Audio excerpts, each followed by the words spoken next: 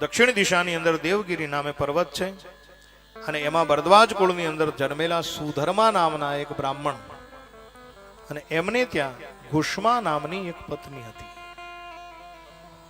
ઘણો સમય થયો, સંતાન સુખ ન થયું. અને મેરે ભાઈ બહેન,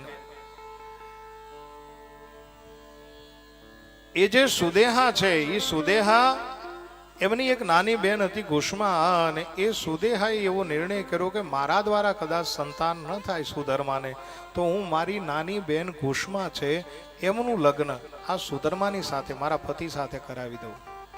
પેલા સુધર્મા ન માન્યા, પણ દીકરો થાય એ આશાએથી જ્યારે કીધું ત્યારે માની અને ઘુષ્મા સાથે લગ્ન કર્યા છે.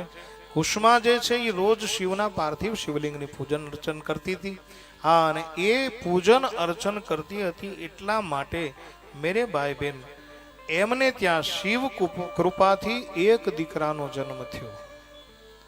દીકરાનો જન્મ થયો એટલે તરત જે એમની મોટી બહેન હતી સુદેહા, એમને તરત ઈર્ષા ભાવ જાગ્યો કે મારે ત્યાં દીકરો ન થયો, આમને ત્યાં દીકરો થયો.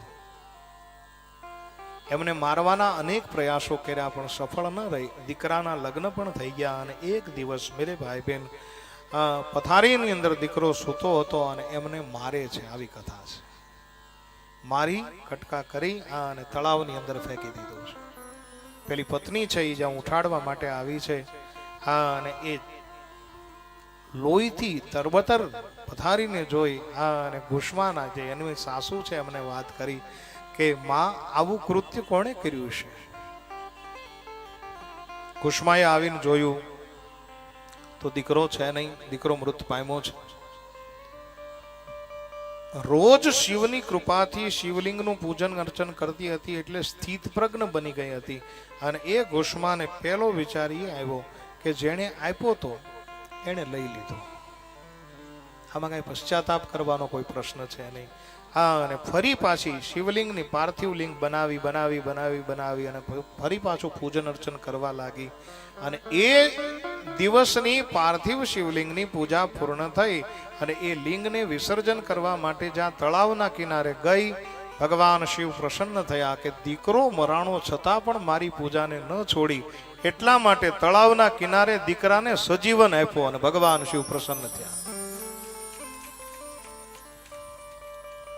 ઘુષ્માને જ્યારે પ્રસન્ન થયા ત્યારે કીધું કે તારે કઈ માંગવું છે? ત્યારે માં ઘુષ્માએ કીધું કે તમે જો પ્રસન્ન થયા હો તો દીકરો તો મને મારો મળી ગયો છે, પણ તમે આ ક્ષેત્રની અંદર પ્રસ્થાપિત થઈ જાઓ અને મારા નામથી પ્રસ્થાપિત થાવ, જેથી કરી અને આખી દુનિયા તમને ઘુષ્મેશ્વરના નામે ઓળખે. અને ભગવાન શિવ રાજી થયા છે, ત્યાં જ્યોતિર્લિંગ સ્વરૂપે પ્રગટ થયા છે. અને એ શિવલિંગને આપણે ઘુષ્મેશ્વર મહાદેવના નામે ઓળખીએ છીએ, જે ઈલાપુરની અંદર સુરમ્ય મંદિરની અંદર આજ બિરાજમાન છે. ક્યારેક ભગવાને જો તમને થોડુંક વિત્ત આપ્યું હોય, થોડુંક ધન આપ્યું હોય, તો આ શિવલિંગના દર્શન કર્યા જેવા, આ જ્યોતિર્લિંગના દર્શન કર્યા જેવા છે. તમામ લોકોએ જય જયકાર કર્યો. આપણે પણ મેરે ભાઈ બહેન જય જયકાર કરીએ. બોલીએ ઘુષ્મેશ્વર મહાદેવ કી.